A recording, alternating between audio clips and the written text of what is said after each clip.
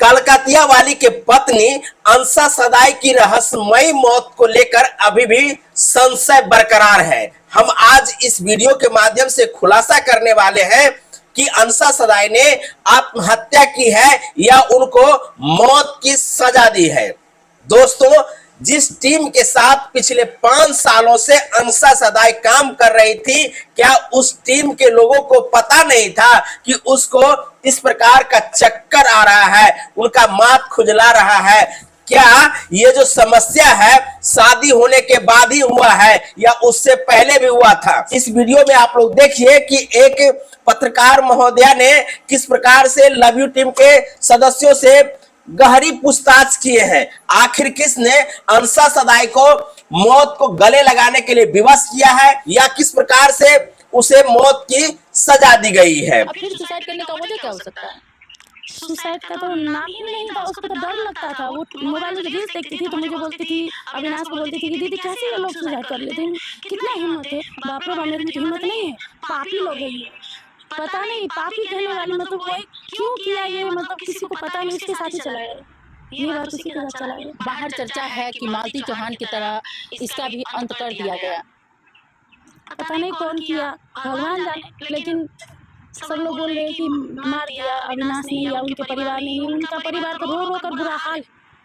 अंसा का जो सासू का लोग है वो लोग तो कान कान के उनको पानी चढ़ता है। नहिरा का, सासू का, सबका। अविनाश का हाल तो देख ही लो कैसा है।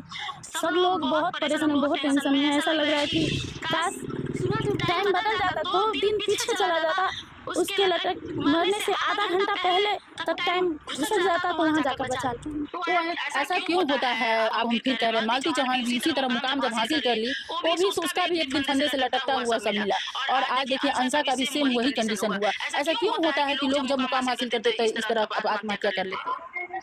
पता नहीं, समझ नहीं आ रहा। मालती चौहान को जान लेते ना? मैंने सुना तो मैंने देखा था यूट्यूब पर थी, मैंने देखा था उनको।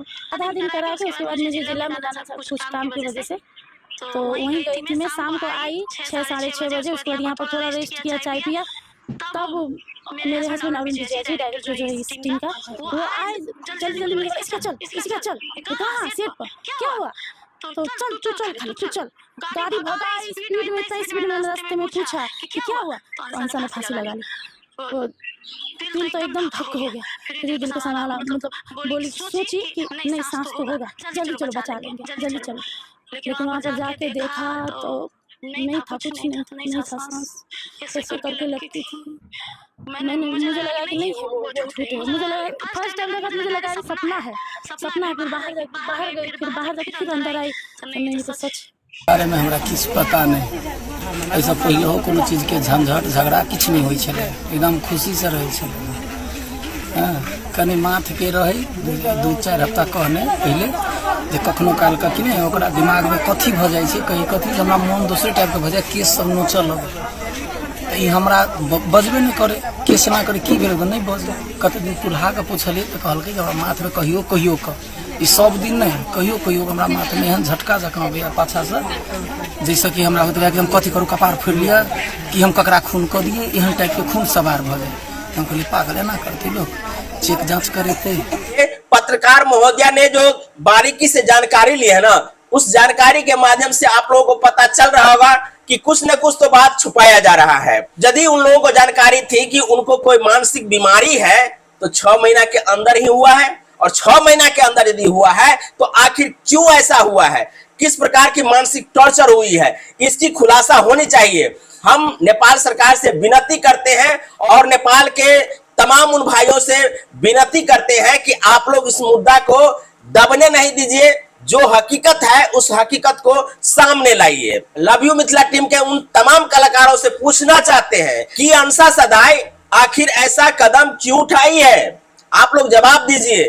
ठीक है, जब तक पोस्टमार्टम रिपोर्ट नहीं आता है तब तक आप लोग खुलासा नहीं कीजिएगा, लेकिन हम आप लोग से पूछना चाहते हैं कि जिस समय अंसा सदाई इस प्रकार के कदम उठा रहे थे उस समय आप लोग नहीं थे क्या?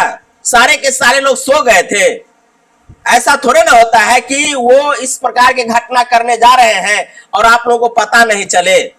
यदि पता नहीं भी चलता है, यदि खाना बना रही थी और खाना बनाने के दरमियान वो इस प्रकार के कदम उठा रहे थे, तो आप लोगों को भी इस प्रकार से सचेत होना चाहिए था, क्योंकि आप लोगों को पता था, क्योंकि वो इस प्रकार के मानसिक रोगों से जूझ रही है। आखिर उन्हें अकेला क्यों छोड़ा गया? अविनाश जो कह रहे हैं ना कि हम उस समय जिम गए थे और पत्नी को बता के गए थे, भैया आप ही बताइए ना कि आप अपनी पत्नी को अकेले रूम में छोड़ देते हैं खाना बनाने के लिए और आप चले जाते हैं जिम, और उसी समय ये घटना घट जाती है। जब आपको पता था कि आपकी पत्नी के साथ इस प्रकार की मानसिक दौरा आती है, तो आपको सचेत रहने की जरूरत थी। आपको उनके साथ किसी न किसी व्यक्ति को रखना चाहिए था, ताकि उनके साथ ऐसी घटना कभी भी घट सकती थी। जब तक उनका मेडिकल ट्रीटमेंट सही से नहीं हो जाता, तब तक आपको अकेला नहीं छोड़ना चाहिए था। उनके माता पिता भी थे, उनको साथ लेना चाहिए था। यदि उनको इस प्रकार की मानसिक दौरा आता था तो उनकी मां को बुला के आप रख लेते, या अपने परिवार के लोगों को बुला करके रखते।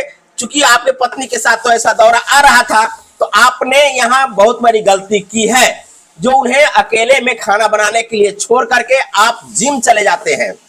और ऐसा आपने भी कहा है कि जब कभी भी वो बाथरूम में जाती थी या कहीं अकेला जाती थी, तो हम वहां बैठे रहते थे, उनका इंतजार करते थे। तो आखिर उस दिन आपने उसको अकेला क्यों छोड़ा?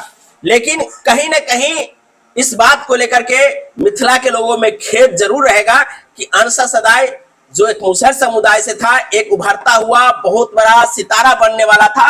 हालांकि सितारा बन चुका था और भी सितारा के रूप में नाम कमा सकता था, लेकिन वो संभव नहीं हुआ।